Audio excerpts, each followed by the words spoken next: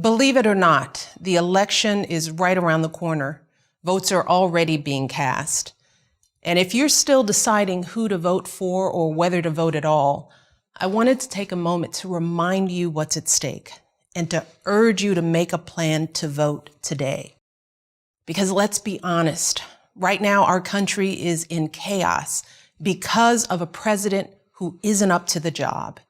And if we want to regain any kind of stability, we've got to ensure that every eligible voter is informed and engaged in this election, because the stakes are on display every day, not just in the headlines, but in our families. If you're a parent like me, you're feeling the consequences of this president's failure to take this pandemic seriously, from his constant downplaying of the importance of masks and social distancing, to his relentless pressure on schools to open without offering a clear plan or meaningful support to keep students and teachers safe. Look, our daughters are in college now, and luckily they're taking classes from home this semester. But in just a few weeks since schools have resumed, many of their friends who returned to campus have either tested positive or are living with someone who has. Yes, it's anecdotal, of course, and everybody wants their kids back in school as soon as it's safe. But as a mom, it is frightening thinking about all these young people who were just our babies yesterday, quarantined alone in dorms or apartments with little or no support as the disease continues to spread, unable to come home if their symptoms get worse. Just imagine the toll that worry is taking on families across this country.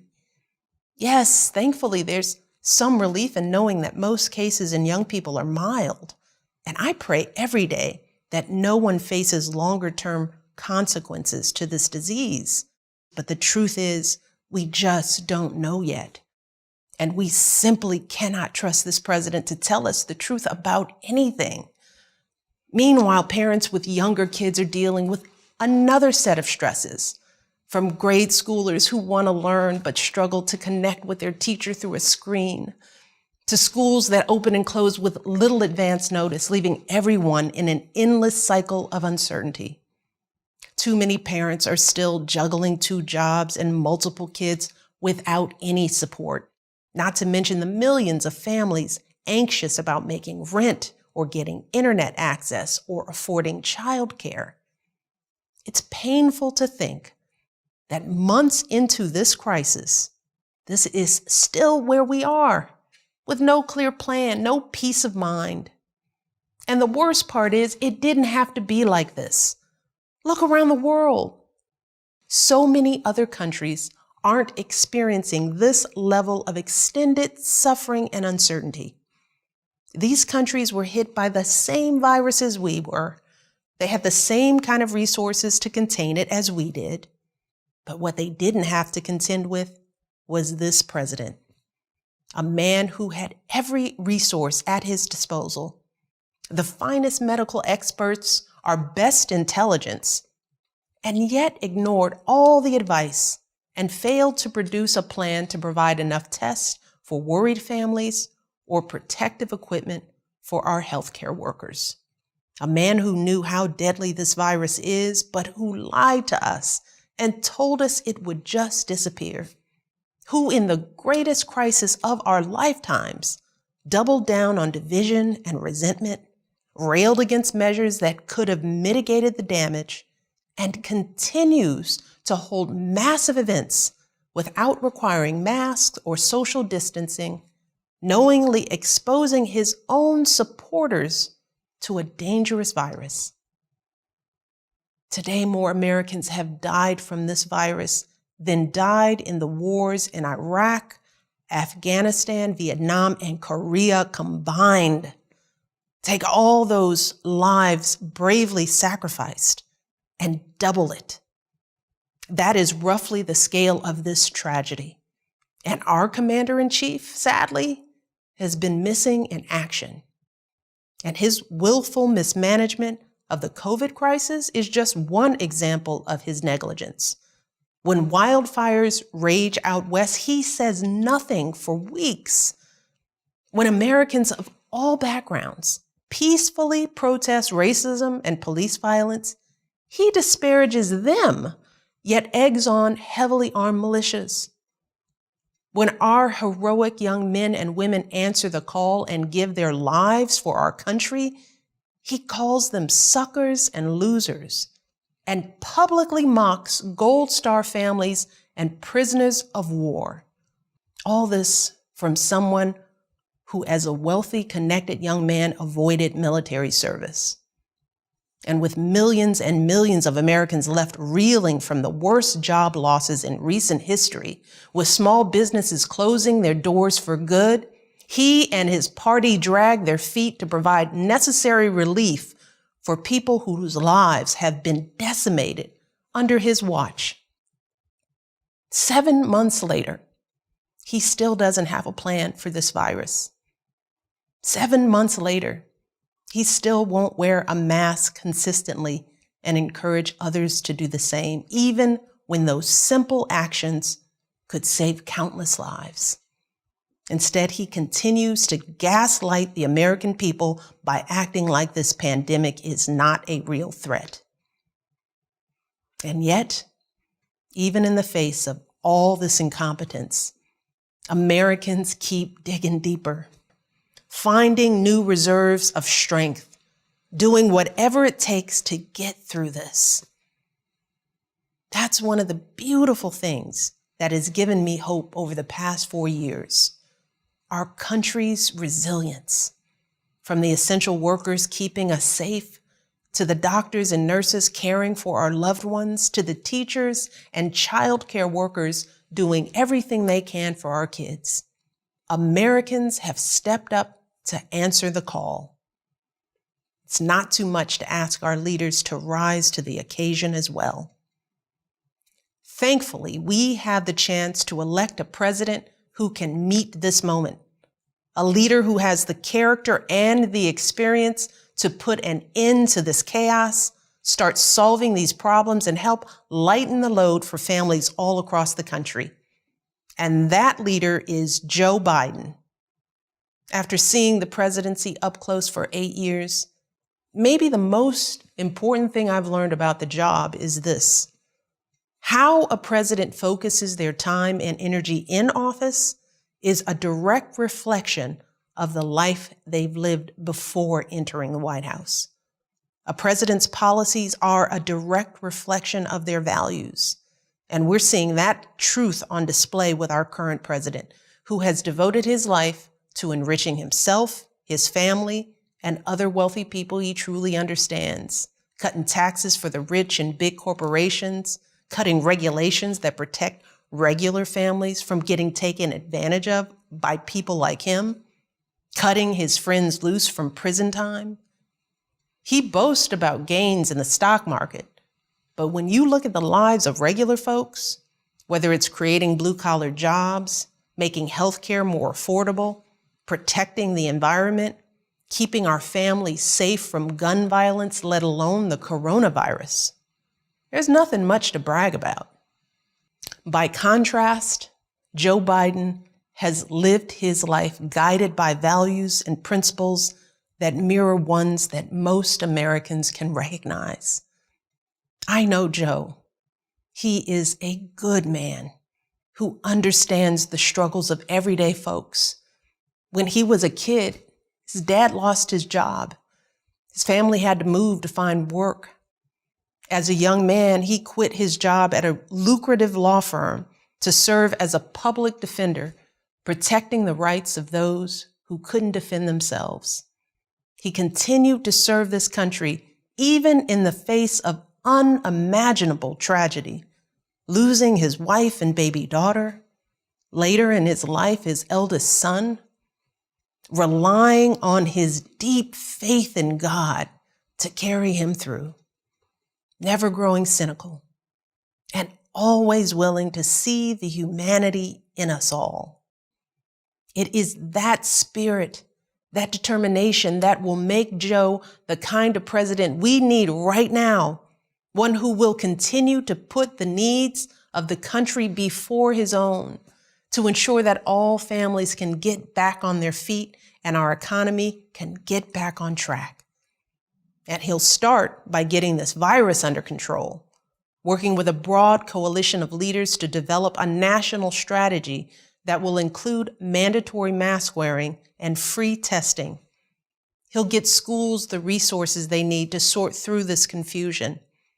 He will listen to doctors and scientists to make sure that any vaccine will be safe, effective, and available to everyone. And Joe Biden will also get back to work solving problems that this president has ignored or made worse these past 4 years. Joe will give working families a tax credit for childcare. He'll roll back those tax cuts for the rich and instead help small businesses and working families. He'll lower the cost of prescription drugs and give every American access to affordable health coverage. He'll work to restore trust between police and communities of color and address the racial discrimination that has plagued us for far too long. He will protect our planet. He will invest in our schools and bring people together to get something done, even across our differences. And we can trust Joe Biden to name Supreme Court justices who follow in the footsteps of Ruth Bader Ginsburg, judges who understand that justice and equality aren't theoretical ideas, but concrete matters that affect our healthcare, our livelihoods, and our bodies. This is the kind of leader our nation deserves. A leader who is tested and ready to dive right in. A leader who will lock arms with his terrific running mate, Kamala Harris, and bring us out of this downward spiral. A leader who will help heal this nation, and instead of tearing people apart, he will bring people together. It's a simple choice, really. A chance for a fresh start or 4 more years of this. But let's be very real. America is divided right now, and a lot of people are being sold lies from those who want to get rich or stay in power, or sometimes both. And as I've said before, we must all empathize with those who might not look like us or vote like us. We have got to put ourselves in one another's shoes. Look, think about it. You've worked hard all your life, and for too long you've watched the rich get richer. You've lost your farms and your livelihoods to corporate greed. You've seen your beloved towns shattered by joblessness. You've watched families destroyed by drug addiction and mental health challenges. All of this long before this virus hit. And it is frustrating to hear some folks say that you've been the beneficiary of privilege, that the color of your skin gives you a head start. That is the reality for far too many hard-working, decent Americans. But right now, the president and his allies are trying to tap into that frustration and distract from his breathtaking failures by giving folks someone to blame other than them. They're stoking fears about Black and brown Americans, lying about how minorities will destroy the suburbs, whipping up violence and intimidation, and they're pinning it all on what's been an overwhelmingly peaceful movement for racial solidarity. It's true. Research backs it up. Only a tiny fraction of demonstrations have had any violence at all. So what the president is doing is once again patently false. It's morally wrong. And yes, it is racist. But that doesn't mean it won't work. Because this is a difficult time, a confusing time. And when people hear these lies and crazy conspiracies repeated over and over and over again, they don't know what to think. With everything going on in their lives, they don't have time to fact-check falsehoods being spread throughout the internet. And even reasonable people might get scared. And the one thing this president is really, really good at is using fear and confusion and spreading lies to win. Look, I get it, but I also feel it. As a Black woman who has, like the overwhelming majority of people of color in this nation, done everything in my power to live a life of dignity and service and honesty, the knowledge that any of my fellow Americans is more afraid of me than the chaos we are living through right now, well, that hurts. It hurts us all. It is a heaviness that sits on our hearts. So I want to appeal for some empathy here too. I want everyone who is still undecided to think about all those folks like me and my ancestors, the moms and dads who worked their fingers to the bone to raise their kids right, the teenagers who wear hoodies while working hard to get their diplomas, the millions of folks who look like me and fought and died and toiled as slaves and soldiers and laborers to help build this country. Put yourselves in our shoes for just a moment. Imagine how it feels to wake up every day and do your very best to uphold the values that this country claims to hold dear: truth, honor, decency, only to have those efforts met by scorn, not just by your fellow citizens, but by a sitting president. Imagine how it feels to have suspicion cast on you from the day you were born, simply because of the hue of your skin. To walk around your own country scared that someone's unjustified fear of you could put you in harm's way. Terrified of what 4 more years of this kind of division might mean for the safety of you and those you love. Living with the knowledge that no matter how hard we try, how much good we do in the world, there will be far too many who will never see our humanity, who will project on us their own fears of retribution for centuries of injustice, and thus only see us as a threat to be restrained. And we know what happens next. A racial slur from a passing car, a job promotion that never comes, a routine traffic stop gone wrong, maybe a knee to the neck. Racism, fear, division. These are powerful weapons, and they can destroy this nation if we don't deal with them head on. So I want to ask every single American, no matter what party you normally vote for, to please take a moment to pause. Click off the news. Think about how you felt over these last 4 years, how quickly things have turned. And then think about what the next 4 years could mean for our country's future. The message we will send to our children about who we are and what we truly value. Think about what would possibly compel you to accept this level of chaos, violence, and confusion under this president and be willing to watch our country continue to spiral out of control. Because we can no longer pretend that we don't know exactly who and what this president stands for. Search your hearts and your conscience, and then vote for Joe Biden like your lives depend on it. Look, you all know that politics has never been my thing.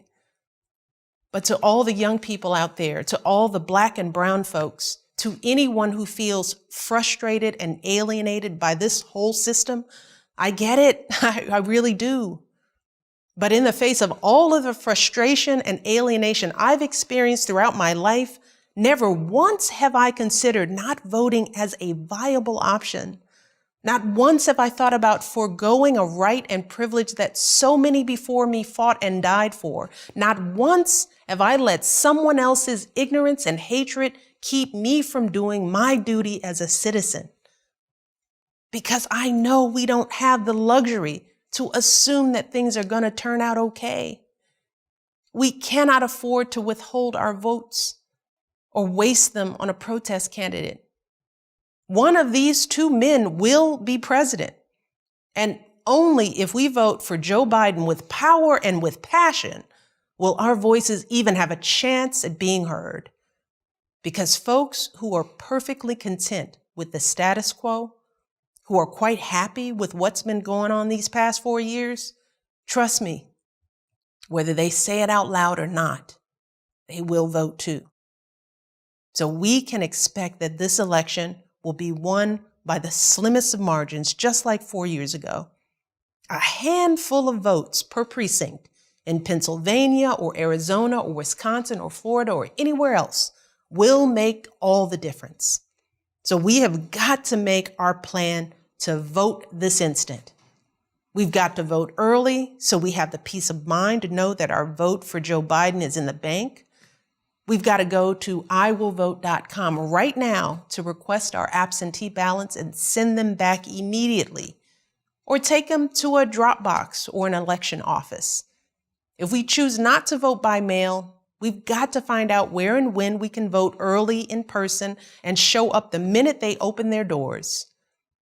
We've got to set aside time to vote on Election Day so that we don't get too busy. And we've got to reach out to others, starting in our own backyard. As I like to say, we got to tend our own gardens. That means reaching out to all those folks who we might not be able to count on voting.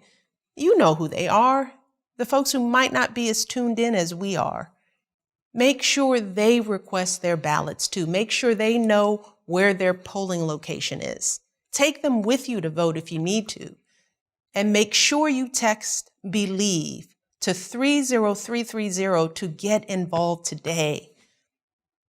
Work like this may not feel as impactful as attending a protest, but trust me, it is absolutely the most important thing that we can do right now to save our democracy. It's simply what needs to be done. And that's what we've been doing for months, just getting the job done.